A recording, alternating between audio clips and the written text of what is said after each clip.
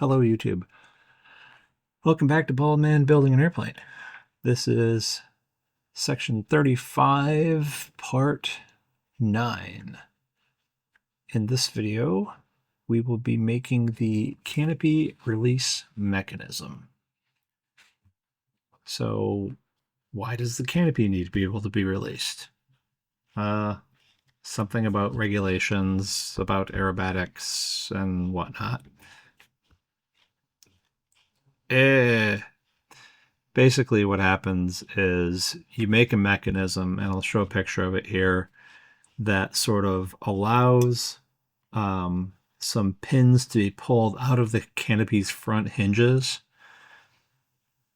via a lever or a pull handle somewhere else in the cockpit, and that sort of allows you to be able to jettison the whole canopy. So they give you some pretty specific tolerances on stuff. There's like a couple of pieces of plastic bag. They say space it very, very little and blah, blah, blah. It's like, it has to be very, I don't know. They're very particular about the measurements. Turns out that you got to re-drill some of this stuff anyway, if you're like me and you end up using the remote canopy release. But of course, I didn't think that it was a different set of plans on the actual release assembly. I just figured, oh no, we'll just hook a wire up to it and, a cable up to it and run it down somewhere else. Nah, they make you change the geometry on the release handle thing. It's annoying. Anyway, one of the cool things that I thought about this was they have you use some hollow tube, drill into it for a 3/16 pin, and then cut a slot into that so that an eyelet can go into that, and then it becomes maneuverable, I guess.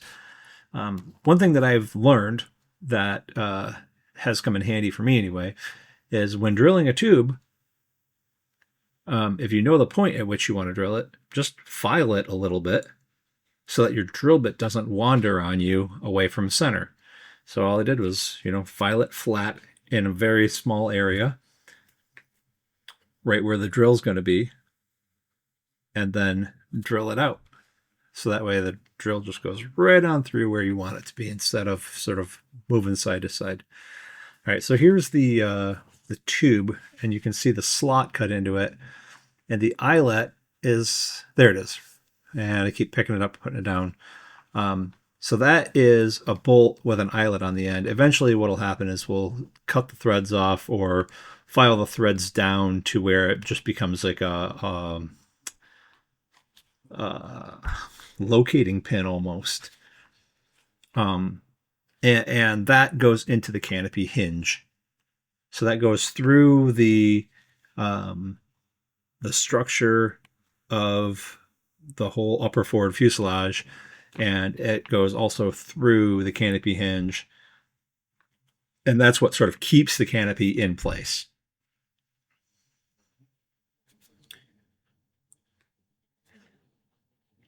So yeah, this was a neat little project. I was surprised at how far I had to file those out, but I guess when the thing has to pivot something like the center piece that sort of pulls those tubes, which pulls the locking locating pins out of the canopy area, or I'm sorry, out of the canopy hinges, that thing rotates something like 120, 140 degrees in order for it to work. So you definitely need a long slot in those that attach to the center. Yeah, as you saw, I did cut the threads off of those eyelet bolt things. We'll file them down to a point later on, so that way they go in there easily. And we're gonna put some lubrication on those things and make the whole assembly ready to go. I will say I really like the little battery-powered Ryobi 3-inch cutoff wheel grinder thing. That thing has come in handy. I used it here. It's like when the Dremel is not enough, but you don't want to get out the corded power grinder, that thing is just wonderful. Absolutely love it. I use it here. I used it a little bit on the Canopy. I've used it countless times throughout this build. So shout out to Ryan Flies PDX for showing it to me during his Canopy build, which of course, show me a tool that I might need for something and I'm likely to buy it because my father taught me buy the right tools and the job is easy. That's right. That's it for this one. Come back next time for more avionics trays. See you then.